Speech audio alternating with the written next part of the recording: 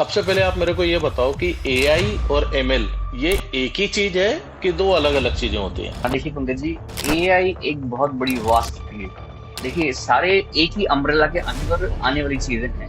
बच्चा अगर जैसे कॉलेज में पढ़ रहा है और वो सी प्लस प्लस या जावा टेक्नोलॉजी को सीखता है, तो क्या वो सी प्लस प्लस और जावा को लेके एआई एमएल की तरफ जा सकता है? नॉर्मली अगर किसी को अगर आर्टिफिशियल इंटेलिजेंस फील्ड में जाना है तो कुछ लैंग्वेजेस हैं लाइक पाइथन है। आज क्या होता है मार्केट में भी, अगर जैसे कोई फ्रेशर आ रहा है तो हम ये एक्सपेक्ट करते हैं कि यार अगर बंदा आ रहा है तो इसको थोड़ा कुछ एक्सपीरियंस हो। देखिए ये एक बहुत बड़ा चैलेंज होता है फ्रेशर के लिए कि how to gain the experience.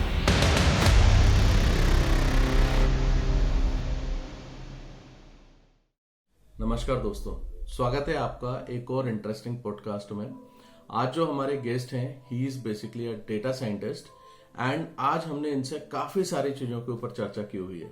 जैसे कि एक फ्रेशर अगर अपना करियर डेटा साइंस में बनाना चाहता है तो उसे किस तरीके के रोड मैप को फॉलो करना चाहिए। दूसरा, जो ए आई एम एल है, इसमें बेसिक टर्मिनोलॉजीज क्या होती हैं। जैसे कई लोग कंफ्यूज हो जाते हैं कि यार ए आई और एम एल दो अलग चीजें हैं कि एक ही हैं। Data science and data analytics क्या होता है, इसके बारे में हमने इनसे बात की हुई है। आपको इस पर्टिकुलर पॉडकास्ट में काफी कुछ सीखने को मिलेगा A I M L and data science के बारे में।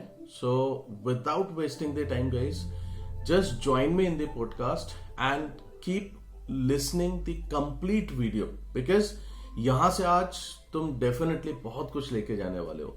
So don't miss out even a single second and just listen the complete video from here. Let's enjoy the show. तो रितेश, आपका स्वागत है हमारे इस कोडग्राम यूट्यूब चैनल के ऊपर and thank you very much for giving us your time. तो सबसे पहले रितेश, आप आपके बारे में बताइए कि आप कहाँ से हैं, किस ऑर्गेनाइजेशन में काम करते हैं एंड आपका डेजिग्नेशन क्या है वहाँ पर। थैंक यू पंकज जी, आज मुझे इस प्लेटफॉर्म पे लाने के लिए। तो मैं आज शुरू करता हूँ कि देखिए अभी रिसेंटली मैं एक A I M L developer, you can say as a data scientist मैं भी काम कर रहा हूँ। और करंटली मैं गवर्नमेंट प्रोजेक्ट्स को हैंडल कर रहा हूँ। दैट मीन्स मैं गवर्नमेंट कंसल्टिंग कंसल्टिंग पे ही काम कर रहा हूँ बेसिकली। तो जो हमारी कंपनी है वो गवर्नमेंट प्रोजेक्ट्स पे ही डील करती है। तो मैं ओके। यहाँ पर जो आपने सुना होगा नाम, इलेक्ट्रिसिटी बोर्ड जो हमारा एमपी गवर्नमेंट का है, मैं उसके प्रोजेक्ट पे काम करता हूँ। यहाँ जो data hmm. Science related, artificial intelligence, machine learning से रिलेटेड जो भी चीज़ होती है, उन सारी चीज़ों को मैं ही लीड करता हूँ यहाँ पर। वो सारे जो प्रोजेक्ट्स होते हैं तो उन सब चीज़ों को मैं ही लीड करता हूँ यहाँ पर। हम्म। तो मुझे यहाँ करीब करीब लगभग लगभग मैं पिछले 3 साल से मैं इन चीज़ों पे यहाँ पर इस ऑर्गेनाइजेशन के साथ मैं एसोसिएटेड हूँ यहाँ पर।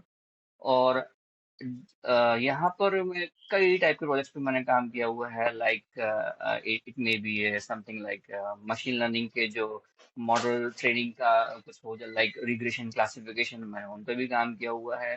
फिर मैंने कुछ कंप्यूटर विजन टाइप की चीजें जैसे कि फेस रिकॉग्निशन या ऑप्टिकल कैरेक्टर रिकॉग्निशन, इस टाइप की चीजों पे भी मैंने काम किया हुआ है यहाँ पर। और जो रिसेंटली अब जो ट्रेंड में चीजें चल रही बहुत बढ़िया। हैं, जो कि चैट बोट और वॉइस बोट आपने बहुत सुना होगा आजकल। तो उन सब चीजों पे भी मैं अभी जी। काम कर रहा हूँ। बहुत बढ़िया रितेश जी। सो रितेश जी, आप थोड़ा ये बताइए कि जैसे आपने भी एक करियर अपना स्टार्ट किया होगा कहीं ना कहीं से, तो बेसिकली आपने कब ए आई एम एल की तरफ अपने आप को शिफ्ट किया हुआ था, और बेसिकली मतलब आप कहाँ से, आपका टोटल ईयर ऑफ एक्सपीरियंस कितना है, और आपने कब ए आई एम एल के फील्ड में आपने ट्रांजिशन किया हुआ था? पंकज जी देखिए, अगर मैं बात करूँ मेरे टोटल ईयर ऑफ एक्सपीरियंस की, तो वो लगभग 15 साल के आसपास होता है मेरा। तो इसमें से मेरे एक बहुत ओके बड़ा ओके। पार्ट जो है which I have spend as a trainer, मतलब ये कह लीजिए, ट्रेनर कह लीजिए, या मतलब टीचिंग फील्ड में मैं था पहले। तो मैंने एक बहुत लंबा अपना लाइफ ओके। स्पैन उसमें स्पेंड किया हुआ है। तो मैं बेसिकली जो इंजीनियरिंग बैकग्राउंड के स्टूडेंट्स थे उनकी क्लासेस में लेता था। इंजीनियरिंग और एमसीए जो स्टूडेंट्स होते थे उनकी ये मैं क्लासेस लेता था। तो उसके बाद में जब मैं ओके। अपना एमटेक परस्यू कर रहा था, तो तब मैंने कुछ प्रोजेक्ट्स पे काम किया वहां पर। और जो मेरा टॉपिक था, मतलब वो कुछ फेस रिकॉग्निशन से ही रिलेटेड था। मतलब कुछ उसकी एल्गोरिथम्स थी, उनको ऑप्टिमाइज करना था। तो ओके। बेसिकली मैं क्लासेस तो आर्टिफिशियल इंटेलिजेंस की ही लेता था, लेकिन उतना प्रैक्टिकल एक्सपोजर उस समय था नहीं, क्योंकि इंडस्ट्री से हम नहीं जुड़े हुए थे उस समय। लेकिन जब थीसिस पे काम ओके। किया तो फिर वहां से चीजें समझ में आई कि नहीं, ये भी कुछ है और इस पे भी हम काम कर सकते हैं। फिर धीरे धीरे इसको और एक्सप्लोर हम्म। करना शुरू किया। एक्सप्लोर किया तो क्लासेस तो मैं ऑलरेडी लेता ही था, लेकिन प्रैक्टिकल अप्रोच नहीं था उतना, क्योंकि अब हमको क्या होता था कि एक पर्टिकुलर सिलेबस के अकॉर्डिंग ही चलना होता था, तो हम लोग उतना ही काम करते थे। लेकिन पोस्ट दैट फिर जब थोड़ा सा मैंने एक्सप्लोर किया इंडस्ट्री में, थोड़ा सा ट्रेंड आइडेंटिफाई किए, तो वहां से मुझे मालूम चली कि artificial intelligence is the future. तो फिर मैंने वहां पे कुछ प्रोजेक्ट्स पे काम करना शुरू ओके। किया, कुछ कैप्स्टोन प्रोजेक्ट्स पे काम करना शुरू किया। धीरे धीरे मुझे एक्सपोजर मिला, तो फिर मैंने एक सर्टिफिकेशन किया, कुछ कोर्सेज ज्वाइन कर लिए छोटे मोटे। तो मतलब वो मेरा पैरेलल जो जॉब थी मेरी चली रही थी, लेकिन साथ साथ में मैंने कुछ ये चीजें भी मैंने करना शुरू की। तो धीरे धीरे फिर मेरा इंटरेस्ट और डेवलप हुआ, और फिर मैंने I was shifted to the industry. Okay, बहुत बढ़िया। मतलब आप एक टीचिंग से फिर आप गए डेवलपमेंट, या जो भी आप एआई एमएल डेटा साइंस की तरफ जो आपने अपना शिफ्ट किया हुआ था। सो रितेश जी, ऐसा कई बार ऐसा सुनने में भी आया हुआ है, और इवन जिस तरीके का लाइफ स्टाइल या जिस तरीके का ट्रांजिशन आपका रहा है, उसी तरीके से सेम मेरा भी रहा हुआ है। तो हमें ये चीज सुनने में आई हुई थी कि एक टीचिंग एरिया से जो एक बंदा है, he can not be a developer और he can not be a data science. तो इसके लिए आपका क्या सोच है, और आप किस तरीके से इसको लेते हो? क्या आपने भी इस तरीके की, आई एम श्योर, चीजें सुनने में आपको डेफिनेटली आई हाँ, होंगी। बिल्कुल बिल्कुल बिल्कुल कुंदन जी, ये चीजें डेफिनेट सी बात है कि ये होती ही है इंडस्ट्री में। एक लोगों का पर्सपेक्ट होता है कि the person right, who right. Is from a teaching can be a good developer और can be a hmm. In industry. लेकिन आप इस परसेप्शन को चेंज कर सकते हैं विद योर स्किल्स। आप स्किल्स को लर्न कीजिए, प्रैक्टिकल अप्रोच कीजिए, and then you can beat. आप जा सकते हैं। ऐसा नहीं है कि आपके रास्ते करेक्ट। बंद हैं। थोड़ा सा लोगों को लगता है ऐसा है कि ऐसा नहीं होगा, लेकिन आप करके तो देखिए, कोशिश तो कीजिए। आप कोशिश करेंगे तो आपको सक्सेस मिलेगी, लेकिन अगर आप करेंगे ही नहीं तो आपको कुछ नहीं मिलने वाला है। ऐसा मेरे साथ में भी था जब मैं टीचिंग में था, तो मुझे भी लोग ऐसा बोलते थे कि it's very tough to shift into the industry. मतलब कि एक बहुत लंबे करियर के बाद में अगर आप टीचिंग से शिफ्ट हो रहे हैं इंडस्ट्री में, तो इट्स वेरी डिफिकल्ट। तो it may be your wrong decision कि आपको हो सकता है शायद वापस आना पड़े। तो मैं लेट्स सी, ट्राई करते हैं, ट्राई करने में क्या हर्ज है। तो फिर वहां पंकज जी मैंने बिल्कुल, कुछ बिल्कुल। चीजें लर्न की, और फिर मैंने अपना प्रोजेक्ट्स पे काम किया। और जो मैंने प्रोजेक्ट्स पे काम किया तो वहां पर मुझे एक्सपोजर मिला। फिर मैं इंटरव्यूज मैंने फेस करना शुरू किया। मतलब मैं कॉल से अप्लाई किया, मतलब मैंने अपना रिज्यूमे अपलोड किया, और इंडस्ट्रीज में अप्लाई करना शुरू किया, तो मुझे कॉल मिलना शुरू किए। और जब कॉल मिले तो that I have turn that interview into the confirmation offer. मैं इंडस्ट्री में आ गया। तो लोगों का एक परसेप्शन बहुत रहता है बढ़िया ऐसा रितेश कि जी। नहीं जा सकते, लेकिन जा सकते हैं अगर आप कोशिश करेंगे और आप मेहनत करेंगे, और प्रैक्टिकल आपका एक्सपोजर अच्छा होना चाहिए, तो आप जा सकते हैं। बहुत बढ़िया Ritesh ji. So really interesting and exciting story that you have shared over here. Ritesh ji, एक बात बताइए, मतलब जो मैं आपसे समझना चाहता हूँ, बहुत सारी चीजें, ये हमारी ऑडियंस जो है, ये अलग अलग एरिया से है। मतलब कुछ फ्रेशर्स भी होते हैं, कुछ इंडस्ट्री में ऑलरेडी काम कर रहे हैं लोग, वो भी होते हैं, 2 से 3 साल के एक्सपीरियंस लोग भी होते हैं। तो उनके पर्सपेक्टिव से मैं कुछ चीजें समझना चाहता हूँ आपसे, कि सबसे पहले आप मेरे को ये बताओ कि एआई और एमएल ये एक ही चीज है कि दो अलग अलग चीजें होती हैं?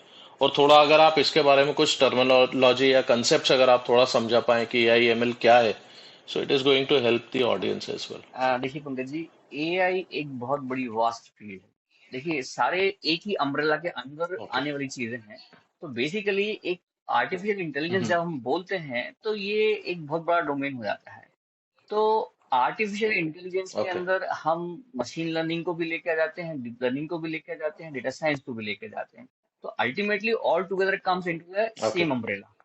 तो है सारी एक ही चीज। अब जैसे आर्टिफिशियल ओके। इंटेलिजेंस में कोई भी एल्गोरिथम है मान लीजिए, तो वो एल्गोरिथम को अगर आपको इम्प्लीमेंट करना है, तो आप मशीन लर्निंग पे जाएंगे या डीप लर्निंग पे जाएंगे। दैट मीन्स कि अगर आप न्यूरल नेटवर्क पे जाएंगे तो वो आपको डीप लर्निंग वाले पार्ट पे जब चले गए हैं। अदरवाइज जैसे आपको क्लासिफिकेशन रिग्रेशन टाइप की चीजों पे जाना है, तो that is a machine learning. तो that means we can say कि जो आर्टिफिशियल ओके। इंटेलिजेंस के अंदर कोई भी चीज को इम्प्लीमेंटेशन हो रहा है, either it may be a machine learning और it may be deep learning. तो अब जैसे मान लीजिए, आपको ओके। मैं एक एग्जांपल से समझाता हूँ कि मान लीजिए आपको एक ये आइडेंटिफाई करना है कि कोई एक, मैं एक छोटा सा एग्जांपल लेके चलता हूँ, वो रियल टाइम एग्जांपल जो कि लोग पढ़ते भी हैं आजकल, ये कह लीजिए वो कैप्स्टन बिल्कुल। प्रोजेक्ट भी होता है, बच्चे करते हैं इस चीज को। कि जैसे फॉर एग्जांपल मान ओके। लीजिए कि मेल है ना, करेक्ट करेक्ट। आप जो हमारे पास ईमेल आता है, हम्म। तो वो एक ईमेल हैम है, स्पैम है, या मतलब कि फेक है या ट्रू है, ये हमको आइडेंटिफाई करना है। तो ये इस टाइप की प्रॉब्लम को हम बोलते हैं क्लासिफिकेशन प्रॉब्लम। हमको क्लासिफाई करना है कि ये जो मेल है, whether it is a genuine mail और it is a fake mail, तो हमको ये आइडेंटिफाई करना है। तो इसको हम बोलते हैं हम्म। Classification problem. तो जब हम क्लासिफिकेशन प्रॉब्लम्स को बोलते हैं, तो हमारे पास में कुछ एल्गोरिथम्स होती हैं जिनको हम यूज करते हैं, तो वो कहलाती है मशीन लर्निंग एल्गोरिथम्स। ना दैट मीन्स बिकॉज कि हम मशीन को ओके। ट्रेन करवा रहे हैं, मशीन को लर्न करवा रहे हैं, हम वो मशीन को सिखा रहे हैं कि कौन सा हम्म। किस टाइप के मेल्स जो होंगे वो फेक कहलाएंगे, और किस टाइप के जो होंगे उस जेन्युइन कहलाएंगे। तो अल्टीमेटली ये जो चीज है हम्म। मशीन लर्निंग तो है, but it comes under the रूप ऑफ एआई। मतलब ये एआई के अंदर ही सारी चीजें आ रही हैं। ओके तो machine learning is a part of AI. Okay okay तो लोग कंफ्यूज हो जाते हैं कि एआई अलग है और एएमएल ओके। अलग है। It's not different different thing. ये दोनों चीजें हम्म। अलग अलग नहीं है, दोनों एक ही चीज है कि एआई के अंदर ही मशीन लर्निंग आएगी, एआई के अंदर ही डीप लर्निंग आएगी। ओके ओके, मतलब AI is the biggest thing बिल्कुल एंड एमएल डीप लर्निंग या ये सारी चीजें उसी का ही एक बिल्कुल सब पार्ट बिल्कुल अपन बोल बिल्कुल सकते हैं। बिल्कुल बिल्कुल। बहुत जी। बढ़िया। बहुत बढ़िया। अच्छा, रितेश जी एक बात और बताइए, मतलब इस एरिया में जब अपन बात कर रहे हैं, आपने जैसे बताया कि आप एक डेटा साइंटिस्ट हो, तो मेरे को एक कंफ्यूजन आता है, एक शब्द बार बार सुनने में और आता है, डेटा एनालिटिक्स भी बोलते हैं। तो ये डेटा एनालिटिक्स या डेटा साइंटिस्ट, ये भी एक ही चीजें हैं क्या? जैसे आपने बताया कि यार एआई एमएल सब एक है, तो क्या डेटा एनालिटिक्स और ये सब भी एक ही होता है कि अलग अलग है? नहीं कुछ देखिए, क्या रोल हाँ रिस्पॉन्सिबिलिटी जी रहती अंग्रेजी, है? देखिए अपन इस पे एक अच्छा डिस्कशन करते हैं कि देखिए क्या होता है कि हम्म। शुरुआत तो दोनों की एक ही होती है, लेकिन आगे जाकर रास्ते अलग अलग हो जाते हैं। होता क्या है कि जब हम डेटा साइंटिस्ट के बारे में बात करते हैं, ओके। तो बेसिकली गोल क्या है हमारा? गोल तो ये है कि कोई जो डेटा हमारे पास में, उस डेटा को लेके उस पर कुछ ईडीए करना है, कुछ मॉडल ट्रेनिंग करना है ना। तो बेसिकली अगर हम डेटा एनालिस्ट और हम्म। डेटा साइंटिस्ट को अगर डिफरेंशिएट करना चाहें, तो सबसे जो मेजर डिफरेंस होता है वो ये है कि जो डेटा एनालिस्ट होगा वो सिर्फ कितना काम करेगा कि वो डेटा को लेके कुछ स्टैटिस्टिकल एनालिसिस कर लेगा अकेला बेसिक, और कुछ विजुलाइजेशंस कर देगा। लेकिन अगर हम उसको बोले कि मॉडल ट्रेनिंग वाला काम, तो वो ओके। मॉडल ट्रेनिंग वाला पार्ट डेटा एनालिस्ट का नहीं होता है। वो पार्ट किसका होता है? डेटा जो मॉडल ट्रेनिंग वाला काम हम्म। जिसका होता है वो होता है डेटा साइंटिस्ट का काम। वो मॉडल को ट्रेन करेगा, उसको एवेलुएट करेगा, उसको रिट्रेन करेगा। ये सारे काम किसको होते हैं? हम्म। आपके डेटा साइंटिस्ट के। मतलब दैट मीन्स कि वो डेटा को गैदर करेगा, ओके। उसका एक्सप्लोरेटरी डेटा हम्म। एनालिसिस करेगा, एनालिसिस करने के बाद में उसको मॉडल को ट्रेनिंग करेगा, मॉडल को ट्रेनिंग करने के बाद में एवेल्यूएशन करेगा, हम्म। और फिर ये प्रोसेस रिट्रेनिंग की प्रोसेस होती है कि अब मॉडल का परफॉर्मेंस प्रॉपर नहीं है तो उसको रिट्रेन करता है। तो ये तो हो गया टास्क इसका, आपका डेटा साइंटिस्ट का। अगर हम हम्म। बात करते हैं डेटा एनालिस्ट के बारे में ओके। बात करते हैं, तो उसका काम कितना सा रहेगा हम्म। कि वो किसी सोर्स से डेटा को तो एक्सट्रैक्ट करेगा, वेदर इट में बी फ्रॉम आपके डेटाबेस से हो सकता है, या फिर वो कहीं से स्क्रैप करके डेटा लेके आ रहा हो, रियल टाइम डेटा को। तो वो डेटा हम्म। को लाके वो उस पर कुछ स्टैटिस्टिकल एनालिसिस परफॉर्म करेगा, जिसको हम ईडीए बोलते हैं। उसका रोल वहां तक रहता है। उसको वो उस हम्म। डेटा से जो फाइंडिंग्स निकल के आएगी उसका वो विजुलाइजेशन कर देगा। मतलब कि उसका काम क्या होगा? या तो टैबलू सॉफ्टवेयर हो गया, या फिर पावर बीआई हो गया है, या सुपरसेट, इस टाइप के सॉफ्टवेयर को यूज करके कुछ विजुलाइजेशन क्रिएट कर देना, कुछ रिपोर्ट जनरेट कर देना कि वो डेटा का ट्रेंड क्या है एक्चुअल में बेसिकली। तो जो मॉडल ट्रेनिंग वाली चीज ओके है वो ओके। डेटा साइंटिस्ट के साथ में जाती है वो, और ये जो विजुलाइजेशन वाली चीजें हैं वो आपके डेटा एनालिस्ट के पास होती है। तो डेटा साइंटिस्ट जो है वो भी विजुलाइजेशन करता ओके। है, लेकिन वो नॉर्मली मेन उसका फोकस होता है मॉडल ट्रेनिंग पे, इंस्टेड ऑफ सिर्फ ओके। रिपोर्ट जनरेट करना और मॉडल ये विजुलाइजेशन करना। अच्छा, ठीक है, समझ में आया। मतलब एनालिटिक्स मतलब जो एक विजुअलाइजेशन से रिलेटेड चीजों की तरफ जा रहा है, कुछ रिपोर्टिंग वाला या कुछ शो करने से रिलेटेड बातें हो रही हैं। विजुअलाइजेशन टूल्स काफी सारे होते हैं जैसा कि आपने बताया। और डेटा साइंटिस्ट मतलब जो डेटा गैदर करके एक मॉडल को देख के वो एक प्रिडिक्शन के लिए बिल्कुल उसको तैयार कर बिल्कुल रहा है। बिल्कुल बिल्कुल। बहुत बढ़िया, बहुत बढ़िया, बहुत बढ़िया। अच्छा, रितेश जी एक बात और बताइए कि जैसे फॉर एग्जांपल अगर जैसे मैं एक सॉफ्टवेयर डेवलपर हूँ, तो मैं बेसिकली वेबसाइट डेवलपमेंट और इस तरफ ज्यादा इंक्लाइंड हूँ। तो आज अगर मेरे से कोई पूछता है कि यार अगर मेरे को वेबसाइट डेवलपमेंट सीखना है तो यार मेरे को कौन सी लैंग्वेज से स्टार्ट करना चाहिए, तो जनरली मेरा जो आपसे एक नया क्वेश्चन है, जो नेक्स्ट क्वेश्चन है जो मैं पूछना चाहता हूँ, वो ये है कि आज बच्चा अगर जैसे इस कॉलेज में पढ़ रहा है और वो सी प्लस प्लस या जावा टेक्नोलॉजी को सीखता है, तो क्या वो सी प्लस प्लस और जावा को लेके AI ML की तरफ जा सकता है अगर उसका इंटरेस्ट हो तो, या उसके उसको कोई एक दूसरी लैंग्वेज है जिसको देखना चाहिए, समझना चाहिए?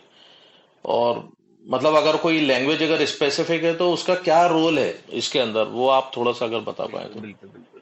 देखिए, नॉर्मली अगर किसी को अगर आर्टिफिशियल इंटेलिजेंस या डेटा साइंस जैसी फील्ड में जाना है, तो कुछ लैंग्वेजेस हैं, लाइक मैं बोलूंगा पाइथन है या आर है। इस टाइप की जो लैंग्वेजेस हैं, it is much more important.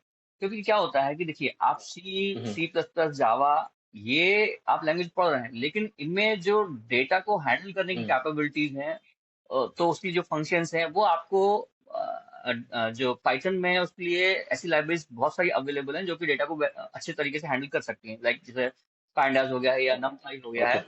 ये इस टाइप की लाइब्रेरीज हैं जो कि हम्म। आपको जो बल्क ऑफ डेटा है जो उसको इजीली हैंडल कर सकते हैं। हम्म। तो अगर किसी ओके। को इस फील्ड में जाना है तो आई वुड सजेस्ट कि आप पाइथन को चूज कीजिए।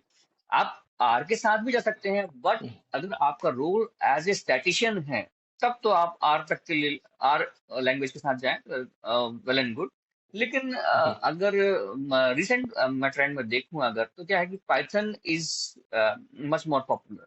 क्योंकि क्या है कि उसमें आपको सारी ओके। कंपैटिबिलिटी भी बहुत ज्यादा है, आपको सारे लाइब्रेरीज और फंक्शंस भी बहुत हम्म। ज्यादा मिलेंगे। और सबसे ज्यादा इजी टू लर्न, हम्म। बहुत आसान लैंग्वेज है ये किसी को समझने के लिए। अगर किसी को जावा सी प्लस प्लस अगर ऑलरेडी पहले से आता है, तो उसको तो पाइथन जैसी हम्म। चीज तो बहुत इजी लगेगी उसको। तो आई वुड सजेस्ट कि अगर आपको इस पर्टिकुलर ओके। फील्ड में जाना है ओके। तो go with the Python. Okay. Okay. Ritesh ji, कुछ चीजें और दिमाग में आ रही हैं मेरे, जैसे आपने अभी बातों बातों में कुछ और चीजों के बारे में भी बात करी हुई थी कि यार पाइथन एक लैंग्वेज हो गई, आर एक लैंग्वेज हो गई जो अलग अलग स्पेसिफिक एरियाज के लिए जरूरत पड़ रही है। इसके अलावा आपने कुछ लाइब्रेरीज के बारे में भी बोला, जैसे नमपाई पांडा हुआ, है ना, मेट प्लॉट लैब हुआ, ऐसे कुछ बहुत सारी चीजें आ जाती हैं। तो मैं एक चीज और समझना चाहता हूँ कि अगर आप ये बोलते हो कि यार पाइथन एक बच्चे को सीखना चाहिए अगर उसको AI ML में या डेटा साइंस की तरफ आना है, तो क्या सिर्फ पाइथन सीखने से काम चलेगा, या उसको एक आध दो लाइब्रेरी सीख लेता है तो काम हो जाता है? मैं ये आपसे क्यों पूछ रहा हूँ, मैं थोड़ा सा उसको और डिटेल में आपको बताता हूँ। जैसे अगर हमें जावा में एक डेवलपमेंट करना है तो हम सिर्फ कोर जावा को लेकर डेवलपमेंट नहीं कर सकते, हमें कुछ फ्रेमवर्क्स लगते हैं जिनके ऊपर हमें डेवलपमेंट करना होता है। जैसे स्प्रिंग हुआ, हाइबरनेट हुआ, तो ये फ्रेमवर्क्स हैं जिनके साथ हम डेवलपमेंट करते हैं। तो क्या इसी तरीके से डेटा साइंस के फील्ड में भी कुछ फ्रेमवर्क्स हैं या लाइब्रेरीज हैं स्पेसिफिकली जिसका यूज किया जाता है? अगर आप नमपाई पांडा को भी थोड़ा सा एक्सप्लोर करके बता बिल्कुल पाओ तो। बिल्कुल बिल्कुल पंकज जी, देखिए, अकेले अगर हम बात करें, देखिए पाइथन तो एक हमारी प्रोग्रामिंग लैंग्वेज हो गई है, लेकिन अगर आपको किसी स्पेसिफिक हम्म। टास्क को परफॉर्म करना है, तो हमारे पास में से बहुत सारे फ्रेमवर्क्स हैं या बहुत हम्म। बहुत सारी लाइब्रेरीज हैं जहाँ पर बंच ऑफ फंक्शंस हमको अवेलेबल है specific particular type of task को कंप्लीट करने के लिए। तो अगर देखिए मैं बात करता ओके। हूँ ओके। पाइथन की, तो अगर आपको डेटा को हैंडल करना है, मैनिपुलेशन करना है अगर डेटा पे कोई भी चीज, तो आपको पाइथन के साथ में हम्म। जो पांडास है, तो पांडास आपको आना हम्म। चाहिए। पांडास हम्म। के अंदर इतनी सारी कैपेबिलिटीज हैं, इतने सारे फंक्शंस अवेलेबल हैं कि आपको जो डेटा मैनिपुलेशन है, लाइक कि किसी किसी डेटा सेट से आपको डेटा को रीड करना है, उसमें कुछ ऑपरेशंस परफॉर्म करना है, वापस से फाइल में राइट करना है, this all the things can be done by the pandas. तो पांडास तो आपको आना ही चाहिए, इट्स बेसिक। ये तो आपको मैंडेटरी है एक डेटा हम्म। साइंटिस्ट या इवन डेटा एनालिस्ट के लिए भी।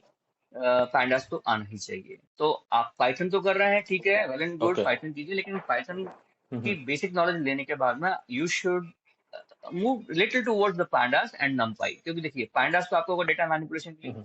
पर numpy ऐसे उसका नाम में लिखा है numpy, that is numerical Python, है ना। तो ये भी बहुत सारे ऑपरेशन परफॉर्म ओके। कराने के लिए वेरी हमको गुड। numpy की जरूरत पड़ेगी। फिर हमारे पास में और भी फ्रेमवर्क्स हैं, लाइक हम्म। एनएलटीके हो गया, टेंसरफ्लो हो गया, स्पेसी हो गया है।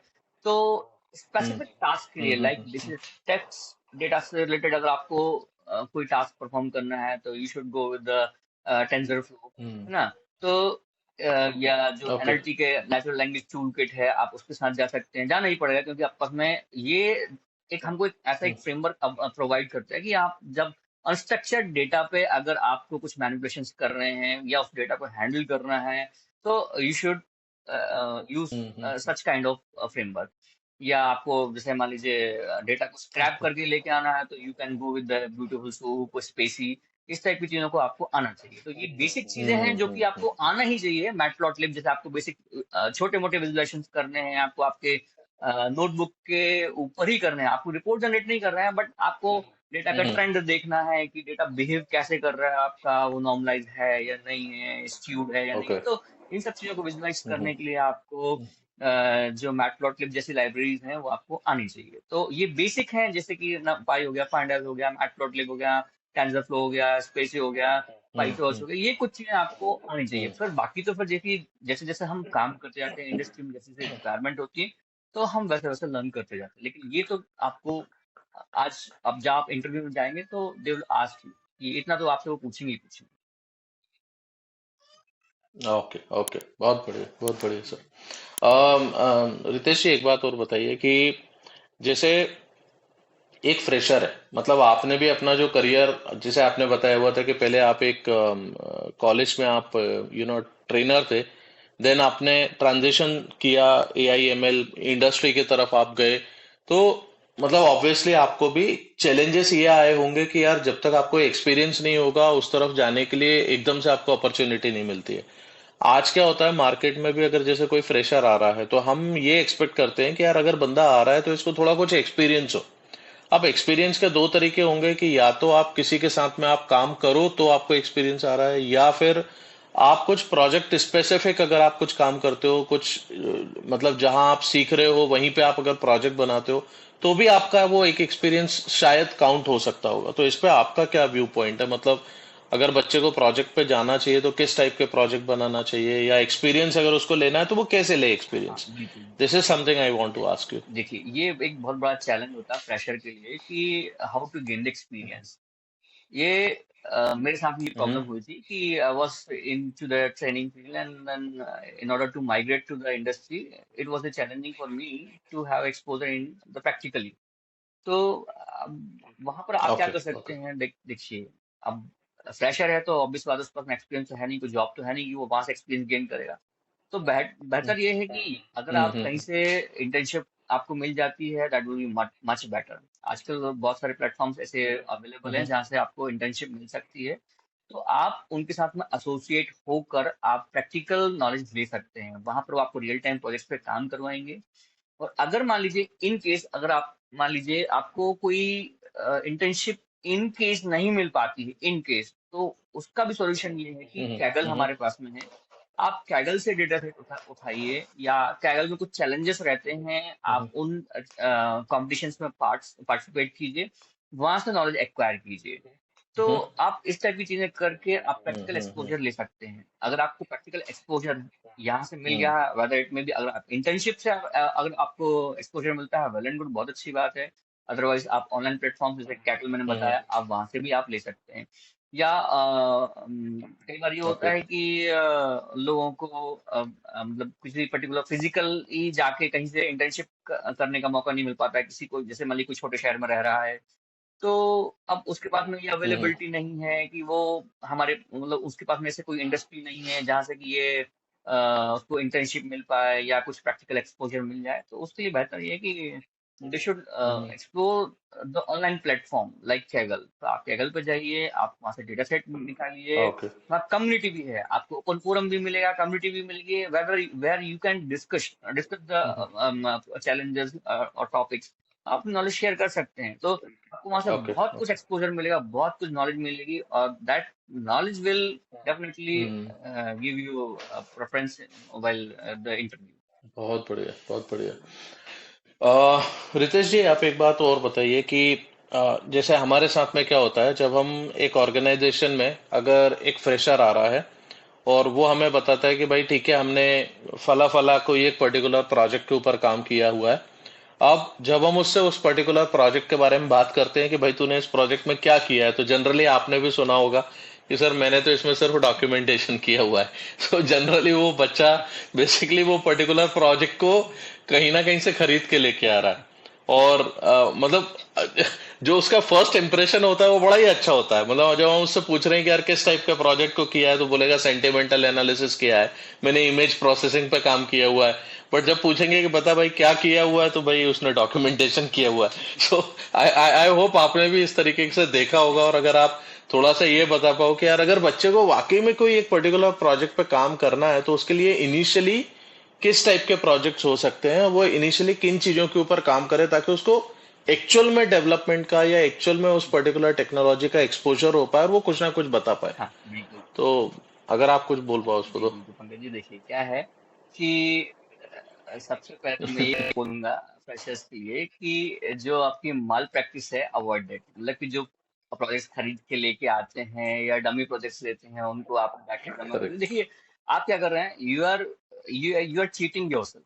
आप अपने आप से चीट कर रहे हैं, है ना? करेक्ट। तो देखिए, आपको अगर एक शॉर्ट टर्म गोल अचीव नहीं करना है, you have to achieve a long term goal. मतलब कि आप सिर्फ वो प्रैक्टिकल वाइवा या एक कोर्स कंप्लीट करना नहीं चाह रहे हैं। आपको ये जो एक्सपोजर मिलेगा, आपको वो एक्सपोजर आपको होल लाइफ टाइम में आपका एक करियर बिल्डअप में एक बहुत बड़ा स्टेप हो सकता है। तो लोगों को पहली बात तो ये कि ये मल प्रैक्टिस करेक्ट। छोड़ना चाहिए। आप you should focus on the knowledge. आप नॉलेज एक्वायर करने की पे ही फोकस कीजिए। फिर आप जो अगर आपको इस फील्ड में जाना है, तो मैं सजेस्ट करूंगा, कुछ क्लासिफिकेशन टाइप के प्रोजेक्ट्स होते हैं, कुछ रिग्रेशन से रिलेटेड प्रोजेक्ट्स होते हैं, कुछ इमेज प्रोसेसिंग से रिलेटेड प्रोजेक्ट होते हैं। फॉर एग्जाम्पल, जैसे अगर मैं बात करता हूँ, जैसे अपन ने पहले भी बात की हुई थी कि क्लासिफिकेशन का एक सिंपलेस्ट एग्जाम्पल है ईमेल क्लासिफिकेशन का, कि वेदर इट इज हैम और स्पैम। तो आप इस टाइप के प्रोजेक्ट पे काम कर सकते हैं। आप कुछ रिग्रेशन एनालिसिस कर सकते हैं। You can do some time series analysis या टाइम सीरीज फोरकास्टिंग। मतलब कि हमारे पास में कुछ प्रीवियस डेटा अवेलेबल है, बेस्ड ऑन दैट कि हम फोरकास्ट कर लें कि आने वाले 30 दिनों में क्या फोरकास्ट होने वाला है। जैसे कि आपने देखा होगा, एक वेदर फोरकास्टिंग होती है, तो वो it is based on the previous data, की पुराना हिस्टोरिकल डेटा देखा कि पहले बारिश का ट्रेंड क्या रहा है, क्या सिनेरियोज थे, और उन उन उन फीचर्स को लर्न करेक्ट। करा के हमने ये प्रोडिक्ट किया कि इस साल क्या बारिश होने के चांसेस हैं। तो इस टाइप के प्रोजेक्ट्स पे आप काम कर सकते हैं। समथिंग लाइक इमेज प्रोसेसिंग, मतलब कि जैसे कि सिंपलेस्ट में बोलूँ कि फेस रिकॉग्निशन आजकल बहुत कॉमन सा हो गया है। फेस रिकॉग्निशन आजकल देखा होगा कि जितने भी अटेंडेंस एप्लीकेशन चलते हैं, वहाँ पर फेस रिकॉग्निशन चलता ही चलता है। तो आप उस पर भी थोड़ा सा काम कर सकते हैं, राइट। Face right. रिकॉग्निशन पे। तो उस पर भी आप काम कर सकते हैं। मतलब कि मेरा कहने का मतलब है कि आप कुछ क्लासिफिकेशन टाइप के प्रोजेक्ट्स हों, कुछ रिग्रेशन टाइप के प्रोजेक्ट्स हों, कुछ टाइम सीरीज रिलेटेड प्रोजेक्ट्स हों, कुछ इमेज प्रोसेसिंग से रिलेटेड प्रोजेक्ट हों, और स्पेशली अभी जो ट्रेंड में चल रही चीजें हैं वो अनस्ट्रक्चर्ड डेटा पे। फॉर एग्जांपल, जो टेक्स्ट से रिलेटेड डेटा है, टेक्स्ट प्रोसेसिंग जो चल रही है, एनएलपी जिसको हम बोलते हैं, नेचुरल लैंग्वेज प्रोसेसिंग। तो टेक्स्ट से रिलेटेड जैसे सेंटिमेंटल करेक्ट। एनालिसिस होता है, आप सेंटिमेंट एनालिसिस कर सकते हैं। आप किसी पर्टिकुलर चीज के बारे में रिव्यूज को एनालिसिस कर सकते हैं। तो सच काइंड ऑफ थिंग्स आप थोड़ा सा एक्सप्लोर करें, आपको नेट पे बहुत सारी चीजें अवेलेबल मिल जाएंगी। तो इनसे रिलेटेड कोई भी प्रोजेक्ट उठाएं, उनका थोड़ा सा प्रैक्टिकल एक्सपोजर लीजिए। आपको definitely these things will give a good exposure in while giving an interview. Not only the interview, आगे भी बहुत काम बढ़िया, आएंगे, आगे बहुत भी बढ़िया। काम आएंगे। हम्म। बहुत बढ़िया, बहुत बढ़िया। तो जैसा कि आपने इतने सारे प्रोजेक्ट्स के बारे में बताया हुआ है रितेश जी, तो कई बार क्या होता है कि बच्चे बड़े कंफ्यूज हो जाते हैं कि यार ठीक है, हमें बता तो दिया, अब वो नेट पे जाके इस पर्टिकुलर प्रोजेक्ट का नाम छापेंगे और वहां से देखेंगे कि यार इसमें क्या मिल सकता है, राइट? या तो किसी यूट्यूब चैनल पे कोई बना के दिखा रहा होगा, तो वो वहां से सिर्फ उतना ही क्लोन बना के आ जाएंगे जितना उसने बताया हुआ है। बट एक्चुअली ऐसा कोई सिस्टमेटिक कुछ कोर्स अवेलेबल है, या तो पेड या फिर फ्री, अगर जो आप भी कहीं ना कहीं से आपने सीखा जी, होगा, या अगर आप उसको रेफर कर पाओ, बिल्कुल बिल्कुल। ताकि जो भी ऑडियंस देख रही है उन लोगों को भी थोड़ा सा कुछ समझ में आ पाए कि कहाँ हमें जाना चाहिए। हाँ, देखिए, मैं एक आपको बताता हूँ एक फ्री सोर्स जो कि यूट्यूब पर अवेलेबल है। अगर कोई पढ़ना चाहता है तो देखिए, किसी ने नाम सुना होगा, आई न्यूरॉन। कृष्ण नायक हैं, उसके ट्रेनर हैं। ओके। तो वो उनकी सारी चीजें अवेलेबल हैं यूट्यूब पे। आप सर्च करेंगे कृष्ण नायक के नाम से, data science, machine learning, artificial intelligence. तो उनकी पूरी एक प्लेलिस्ट मिल जाएगी आपको, किसी को पढ़ना हो तो। एक पूरी कंप्लीट प्लेलिस्ट है। इसमें आपको स्टैटिस्टिक्स से लेकर आपको machine learning, deep learning, even जो बिग डेटा के कुछ कंसेप्ट हैं, लाइक हडूप हो गया, स्पार्क हो गया, ये जो कि जो जो डेटाबेस से रिलेटेड चीजें हैं वो भी हैं। तो ये सारी चीजें आपको प्लेलिस्ट के अंदर मिलेगी। एक पूरा कंप्लीट पाथ भी मिलेगा कि आपको क्या पाथ फॉलो करना है, क्योंकि क्या होता है कि जब बच्चा पढ़ना शुरू करता है तो उसको ओके। एक पाथ ही नहीं मालूम होता कि किस पाथ से जाना है। तो आप उस पर्टिकुलर पाथ को फॉलो करेंगे, दैट विल हेल्प यू कि आपको एक ओवरव्यू मिल जाए कि आपको किस डायरेक्शन में जाना है और किस चीज के बाद में क्या पढ़ना है, पहले क्या पढ़ना है फिर क्या पढ़ना है। तो एक तो मैं आपको सजेस्ट करूंगा हम्म कि आप कृष्णा यूट्यूब पे इनके ओपन मतलब फ्री ऑफ कॉस्ट वीडियोस पड़े हुए हैं, प्लेलिस्ट पड़ी हुई है। साथ में इनके हम्म यूडमी पे भी इनके कुछ हम्म कोर्सेस अवेलेबल हैं, आप वहां से भी जाके इनको कर सकते हैं।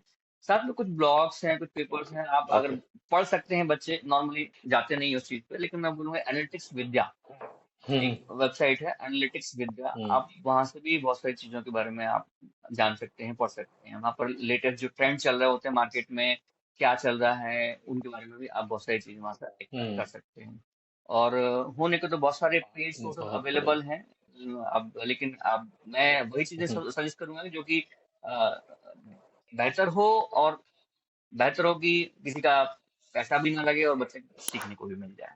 I would suggest such that. Correct correct correct. बहुत बढ़िया, बहुत बढ़िया, बहुत बढ़िया रितेश जी। सो गाइस, अगर किसी को भी ये देखना है कि यार कौन से कोर्सेस अवेलेबल हैं, तो आप प्लीज डिस्क्रिप्शन को जरूर चेक करिएगा। Will be providing you the links over there for each and everything, and you guys can understand from there. So Ritesh ji, आप थोड़ा ये भी बताओ कि जैसे आपने भी जो अपना करियर स्टार्ट किया हुआ था, तो आई एम श्योर आपको कोई ना कोई स्टार्टिंग में एकदम से तो ये सारी चीजों का एक्सपोजर होता नहीं है। तो आपका वो पहला प्रोजेक्ट जिसमें आपने चैलेंजेस फेस किए होंगे, तो किस टाइप के चैलेंजेस थे, कौन सा प्रोजेक्ट था? क्योंकि वो एक ऐसी चीज होती है जहां से लर्निंग बहुत होती है। फिर बाद में जाके तो हमें सीधा एक्सपेरिमेंट्स करने होते हैं चीजों के ऊपर जो हमने सीखा है उसको लेके। हम्म।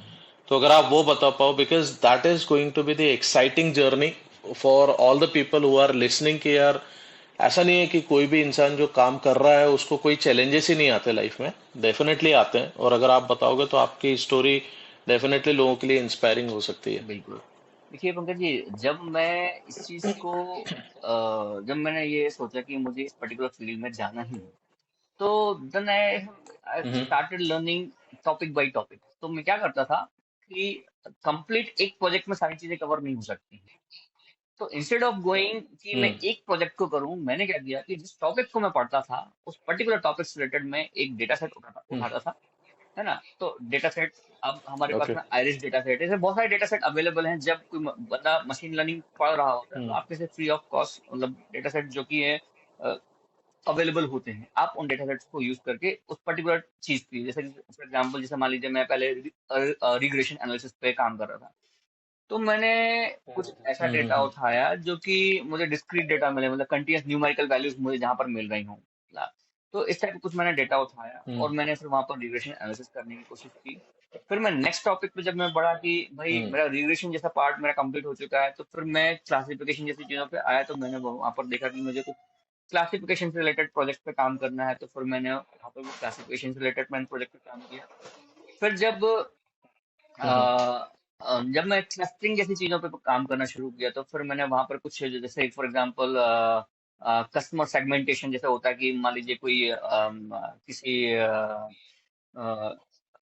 ग्रोसरी शॉप में या किसी मॉल में कोई जो कंज्यूमर्स अगर हमारे पास में आ रहे हैं, तो उनको हम क्लस्टर्स में या ग्रुप्स में बांट दें कि किस पर्टिकुलर ग्रुप ऑफ कस्टमर्स को, कंज्यूमर्स को हमको किस टाइप के प्रोडक्ट्स है वो एक साथ रखना है। मतलब क्या होता है कि जब भी आप मॉल में जाते हैं, किसी ग्रोसरी शॉप में जाते हैं, तो आप देखा होगा आपने कि किड्स से रिलेटेड चीजें एक सेगमेंट होगा, फिर एडल्ट से रिलेटेड एक सेगमेंट होगा, ब्यूटी से रिलेटेड कुछ चीजें करेक्ट। होंगी, कुछ आपके हम्म मतलब ऐसे अलग अलग सेगमेंट्स वो बनाए होते हैं। तो वो सेगमेंट्स इसलिए बनाए होते हैं कि क्या होता है कि हमको ये आइडेंटिफाई करना होता है कि जैसे मान लीजिए कोई बच्चे से रिलेटेड, मतलब कोई छोटे बच्चे से रिलेटेड कोई सामान कोई खरीदने जाता है, तो वहां पर 50 चीजें और भी रखी जाती हैं। लेने तो हम एक ही चीज गए थे, लेकिन क्या होता है कि जब वो 10 चीज हमको और वहां पर दिखती हैं, तो वो हम्म क्या होता है कि वो देखता है कि हाँ this is also relevant to this, मतलब मैं ये भी ले सकता हूँ, शायद ये भी मेरे काम में आ जाए, शायद ये भी मेरे काम में आ जाए। तो क्या किया कि हमने वो जो कंज्यूमर्स थे हमारे, उन कंज्यूमर्स को हमने क्लस्टर्स में डिवाइड कर दिया कि ये कंज्यूमर, इस टाइप के कंज्यूमर जब आते हैं कि जिनकी हम्म एज 50 से लेके 55 साल तक की है, 50 से लेके 60 तक की है, तो वो टारगेट ऑडियंस की उनकी रिक्वायरमेंट क्या होती है। या मान लीजिए हमने ये आइडेंटिफाई कर लिया कि हाँ, आपस में ब्रेड ब्रेड खरीदने के लिए आती है, तो देखा कि ब्रेड के साथ में क्या क्या चीजें हम बेच हम्म सकते हैं, कि जैसे मान लीजिए ब्रेड के साथ में आपको ब्रेकफास्ट में क्या क्या लगता है, बटर लगता है, जैम लगता है, सॉस लगते हैं, इस टाइप की चीजें लगती है, तो उन सब चीजों को हम हम्म। एक साथ रखते हैं। तो क्या होता है कि हमने कस्टमर्स को सेगमेंट कर ओके। दिया हमने। तो ये क्लस्टरिंग जब हमने की, तो मैंने कुछ इस टाइप के प्रोजेक्ट पे काम किया। फिर जब मैं हम्म टाइम सीरीज से रिलेटेड कुछ काम कर रहा था, तो तब मैंने एक गोल्ड, जो सोना होता है, सोने की, उसके लिए मैंने काम किया था कि गोल्ड प्राइस प्रोडिक्शन, जिसको मैं बोल सकता हूँ। तो इस टाइप के प्रोजेक्ट पे मैंने काम किया कि अगर हम्म गोल्ड का रेट ये चल रहा है, नॉर्मली एक ट्रेंड में चल रहा है, तो अगले 30 दिनों में उसका रेट क्या हो सकता है, मे बी कि डे बाई डे 30 दिनों का मैंने प्रोडिक्शन निकाला कि ओके फर्स्ट ओके। डे में क्या होगा, सेकंड डे में उसका प्राइस क्या हो सकता है, थर्ड डे में क्या हो सकता है, फोर्थ डे में क्या हो सकता है, कुछ फ्लक्चुएशन होंगे नहीं होंगे। हम्म तो based on the historical data, कि मैंने पिछले 5 साल हम्म का डेटा लिया या 10 साल का डेटा लिया, उसके बेसिस पे मैंने लिए एनालिसिस किया कि वो अगले 30 दिन में या हम्म 15 दिन में उसका क्या प्राइस रहने वाली है। तो इस टाइप के जो प्रोजेक्ट्स हैं, आप उन पे काम कर सकते हैं। तो मैंने बताया कि आपके क्लासिफिकेशन से ओके। रिलेटेड प्रोजेक्ट्स हो गए हैं, है ना, आप कुछ सेगमेंटेशन क्लस्टरिंग हम्म से रिलेटेड प्रोजेक्ट हो गए हैं, आप टाइम सीरीज रिलेटेड हम्म प्रोजेक्ट्स हो गए हैं। और अगर आप डीप लर्निंग पे जा सकते हैं, न्यूरल नेटवर्क पे जा सकते हैं, बच्चे अगर इतना पढ़ सकते हैं, उन्होंने डीप लर्निंग आती है अगर, तो वो न्यूरल नेटवर्क्स को भी ट्रेन करा सकते हैं। हाँ, वहां पर वो ऑब्जेक्ट को आइडेंटिफिकेशन ओके। कराना है कि जो ऑब्जेक्ट्स हमारे पास में हैं, वो ऑब्जेक्ट किस किस टाइप के ऑब्जेक्ट्स हैं, हम चाहें तो वो भी करवा सकते हैं। तो मैं एक जनरल आइडिया दे रहा हूँ, मैं बहुत स्पेसिफिक किसी बढ़िया। का नाम नहीं बता रहा हूँ कि प्रोजेक्ट का, कि आप यही कीजिए, आप इस टाइप के प्रोजेक्ट पे आप काम कर सकते हैं। Okay okay okay. बहुत बढ़िया रितेश जी। रितेश जी, हम लोग बिल्कुल एंड की तरफ पहुंच रहे हैं। मेरे दो सवाल और हैं आपसे। तो पहला सवाल तो ये है कि इंडस्ट्री में जब भी कोई चेंजेस होता है, हम किसी भी एरिया में हो, चाहे हम डेटा साइंस में हो, वेब डेवलपमेंट में हो, तो ट्रेंड्स जो है बहुत फ्रिक्वेंटली चेंज होते हैं।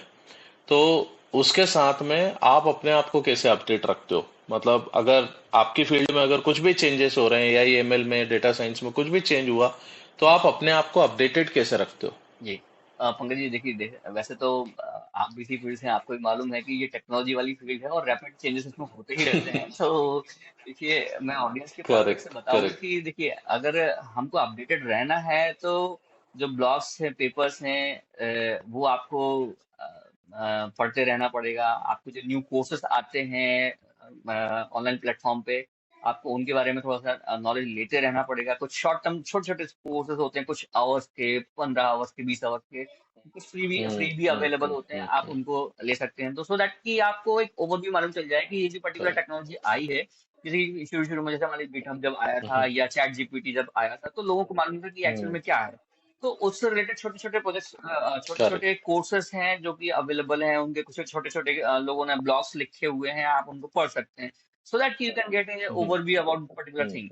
तो आपको और डिटेल में नॉलेज चाहिए होती है, तो करेक्ट। आप कुछ कोर्सेज हैं, जैसे यूडमी पे आपके पास में बहुत सारे कोर्सेज अवेलेबल होते हैं, आप वहां से ले सकते हैं। आप और भी बहुत सारे कई सारे प्लेटफॉर्म्स ऐसे अवेलेबल हैं आपके पास में आजकल। नॉर्मली जैसे गूगल भी बहुत सारे सर्टिफिकेशंस करवाता है, आपके आईबीएम भी बहुत सारे सर्टिफिकेशंस करवाता है, जो कि फ्री ऑफ कॉस्ट रहते हैं, या चार्जेस भी होते हैं तो बहुत नॉमिनल से चार्जेस होते ओके। हैं। कोर्स रहा है जो कि चार्ज देता है, बट आपको नॉलेज लेना है तो आप इन प्लेटफॉर्म पे जा सकते हैं, वहां से जो ट्रेंडिंग चीजें हैं आप उनके बारे में नॉलेज ले सकते हैं। और जैसे कि पहले हमने बात की थी एनालिटिक्स विद्या के बारे में बात की थी, आप वहां भी जा सकते हैं, वहां से भी आप नॉलेज एक्वायर कर सकते हैं। तो ऐसे कई बहुत सारे बढ़िया। प्लेटफॉर्म्स हैं, आप जहाँ से कि मालूम कर सकते हैं कि क्या चीजें ट्रेंड में चल रही हैं, और फिर जो ट्रेंड में है या जो मार्केट में नया इन्वॉल्व कुछ इन्वेंशन हुआ है या मार्केट में कोई चीज नई आई है, तो उनके छोटे छोटे जो कोर्सेस हैं आप उनको एक बार देख सकते हैं। इंट्रोडक्टरी, वेदर इट में बी इंट्रोडक्टरी या उससे रिलेटेड कोई छोटा मोटा आपने कुछ एक टास्क करके देख लिया, तो दैट मीन्स आप वहाँ पे एक एटलीस्ट एक बेसिक नॉलेज तो आप वहां से ले ही सकते हैं इसके बारे में। बहुत बढ़िया रितेश जी। रितेश जी, एक लास्ट क्वेश्चन और है मेरा। मार्केट में आज बहुत बच्चे हैं, हो सकता है कि जो भी हमारा ये पॉडकास्ट देख रहे होंगे, थोड़ा एक इन्फ्लुएंस होंगे कि यार मुझे इस पर्टिकुलर एरिया में जाना चाहिए, और उनको आई एम श्योर एक रोड मैप मिला होगा, एक क्लियरिटी हुई होगी कि यार उनको किस तरीके से पढ़ना चाहिए, क्या काम करना चाहिए, कौन से कोर्सेस वो देख सकते हैं, किस तरीके के प्रोजेक्ट्स पे वो काम कर सकते हैं। बट स्टिल अगर आपने काफी कुछ बताया है, बट फिर भी अगर आप कुछ एक सजेशन दे पाओ या आप कुछ एक गाइडेंस दे पाओ फ्रेशर्स के पॉइंट ऑफ व्यू से कि उनका इंटरव्यू निकले तो उन्हें किन चीजों पे ध्यान देना चाहिए, रिज्यूमे कैसे वो स्ट्रांग बना सकते हैं, तो it will going to help the people a lot. बिल्कुल बिल्कुल पंकज जी, देखिए आ, जैसे हम ऑलरेडी हमारे पूरे पॉडकास्ट में हमने ये बात की है, मेरा फोकस था नॉलेज पे। तो सबसे पहली चीज तो बच्चों को ये है कि आप करेक्ट। जिस पर्टिकुलर फील्ड में, वेदर इट में बी आई एम एल और ये कुछ भी मतलब किसी भी फील्ड में, तो आपको उस पर्टिकुलर फील्ड की नॉलेज को लेना चाहिए। अगर हम बात करते हैं ए आई एम एल के बारे में, तो आप अपना बिल्कुल। स्टैटिस्टिक्स वाला जो पार्ट है आप उसको स्ट्रॉन्ग रखिए, क्योंकि देखिए बेसिकली अगर आपको ओके। मशीन लर्निंग के एल्गोरिथम्स को समझना है, पढ़ना है, तो you should be strong with the statistics, है ना। आपको पाइथन अच्छे से आनी चाहिए, आप स्टैटिस्टिक्स पे फोकस कीजिए, आप पाइथन पे फोकस कीजिए। फिर जो मशीन लर्निंग के एल्गोरिथम्स हैं आप उन पे फोकस कीजिए, थ्योरेटिकल एज वेल एज आप प्रैक्टिकली, है ना। फिर साथ में जब आप ये सब चीजें कर ओके। लेंगे, इसके बाद में अगर आप डीप लर्निंग पे जा सकते हैं, क्योंकि आजकल वो बहुत कॉमन सी चीज हो गई है कि आजकल इंटरव्यू में डीप लर्निंग से related question, that means neural network से रिलेटेड जो क्वेश्चन होते हैं वो भी पूछे ही जाते हैं। और इट में भी ओके। ये टेक्स्ट रिलेटेड, मतलब कि वो आपको चाहे तो कन्वोल्यूशनल न्यूरल नेटवर्क के हो, चाहे वो एएनएन के हो, चाहे वो आरएनएन के हो, तो आपको उनकी थोड़ी सी बेसिक नॉलेज तो आपको आनी चाहिए। फिर साथ में आप थोड़ा सा वेब स्क्रैपिंग, क्योंकि क्या होता है देखिए अल्टीमेटली जो हमारी पूरी फील्ड है पूरी डिपेंडेंट है डेटा पे। तो डेटा आप कहाँ से गैदर करोगे? आपको ये हमेशा ऐसा नहीं होता है कि आपको डेटा रिपोजिटरी में मिल ही जाएगा, है ना। मोस्ट ऑफ द टाइम हमको ये करना होता है ओके। कि रिपोजिटरी में डेटा, मतलब डेटाबेस से डेटा हमको मिल गया तो वेल एंड गुड, लेकिन हमेशा ऐसा नहीं होता है। तो आपको रियल टाइम डेटा भी आपको कभी कई बार निकालना होता है, इट में बी फ्रॉम वेबसाइट, किसी डेटा सोर्स से आपको डेटा निकालना है, तो आपको स्क्रैपिंग करते हुए आना चाहिए। तो आपको थोड़ा सा ब्यूटीफुल सूप है, स्पेस है, इस टाइप की ओके। चीजों के बारे में भी आपको मालूम होना चाहिए कि आपको डेटा अगर निकालना है तो आप कैसे निकालेंगे। तो थोड़ा सा आपको डेटाबेस का नॉलेज हो, चाहे वो पोस्ट भी हो, ओरेकल हो, इनके बारे में थोड़ा सा नॉलेज आपको रखना ही पड़ेगा। साथ में आप करेक्ट, दो करेक्ट, तीन करेक्ट। प्रोजेक्ट कम से कम आप ऐसे रखिए जिनमें कि आप कॉन्फिडेंट रहें, मतलब कि जैसे मैंने बताया था कि क्लासिफिकेशन, रिग्रेशन और कुछ इमेज क्लासिफिकेशन रिलेटेड या ऑब्जेक्ट आइडेंटिफिकेशन से रिलेटेड कुछ चीजें अगर आप कर सकते हैं तो वेल एंड गुड। आप इतना एटलीस्ट रखिए नॉलेज वाइज, ना। जब ये सारी चीजें आपके पास में होंगी तो आपके पास रिज्यूमे में लिखने के लिए भी कुछ होगा, क्योंकि अगर आपने ये सब चीजें की होंगी तो आप रेज्यूमे के अंदर से ये सब चीजें लिख सकते हैं। अदरवाइज क्या होगा कि आपके पास में कंटेंट ही नहीं है रेज्यूमे करेक्ट। के लिए। तो आपके पास पहले तो कंटेंट होना चाहिए रेज्यूमे के लिए कि भाई मैं लिखूं क्या। तो पहले आप ये नॉलेज एक्वायर कीजिए, then you are correct. Having the knowledge, तो जो नॉलेज आपके पास में है वो आप रेज्यूमे में लिखिए। और रिज्यूमे में भी क्या होता है कि आपको नॉलेज बहुत जो आप बढ़िया। लिख रहे हैं वहां पर आपको, क्योंकि देखिए मार्केट में क्या होता है कि लैक्स ऑफ पीपल्स हैं, स्टूडेंट्स हैं जो कि जॉब सर्च कर रहे हैं। तो रिज्यूमे शॉर्टलिस्ट होना is very again A tough task. तो वहां पर आप आपके जो प्रोजेक्ट्स हैं आप उनको तो अच्छे से एक्सपोज कीजिए, आपकी जो स्किल्स हैं उनको तो एक्सपोज कीजिए, साथ में आप कीवर्ड्स पे भी फोकस कीजिए। कि जैसे मान लीजिए आपने पर्टिकुलर लाइब्रेरी यूज की हुई है, तो उस पर्टिकुलर लाइब्रेरी के नाम वहां पर आप मेंशन कीजिए that you have used matplotlib और numpy और pandas और एनएलटीके, टेंसरफ्लो, केरास, जो भी आपने यूज की हुई है आप उनको वहां पर मेंशन कीजिए। आपने जैसे मान लीजिए स्पार्क, स्केला, इस टाइप की कोई करेक्ट। चीजें यूज की हुई है आप वहां पर मेंशन कीजिए। क्योंकि क्या होता है कि जब रेज्यूमे शॉर्टलिस्ट होता है तो वहां पर आपने आजकल देखा होगा कि इंडस्ट्री में भी वो कीवर्ड्स को सर्च करके और वहां से निकालते हैं चीजों को। तो आपका रिज्यूमे भी करेक्ट, शॉर्टलिस्ट तभी होगा जब उसके करेक्ट, अंदर वो करेक्ट। चीजें मिल रही होंगी। तो आप पहले नॉलेज एक्वायर कीजिए, फिर जो भी आपने काम किया हुआ है वो कीवर्ड्स को आप सब आपके रिज्यूमे के अंदर मेंशन कीजिए। तो that will help you more. और ये प्रोजेक्ट्स जो आपने काम किए हैं वो प्रोजेक्ट्स को मेंशन करना कभी ना भूलें। वो प्रोजेक्ट का इम्पैक्ट बहुत ओके। इंपॉर्टेंट है आपके रिज्यूमे में। तो वो जो प्रोजेक्ट्स आपने किए हुए हैं वो दोज प्रोजेक्ट शुड बी, मतलब ऐसे प्रोजेक्ट्स होने चाहिए जो कि इंटरव्यूअर को लगे कि हाँ रियल टाइम में कुछ काम किया हुआ है इन्होंने, कि ये 20 मतलब इसको कुछ ना कुछ नॉलेज होगी, तो हमको इसको एक चांस देना तो चाहिए। तो कीवर्ड्स आपके पास होना चाहिए सो दैट कि आपका रेज्यूमे शॉर्टलिस्ट होके आए।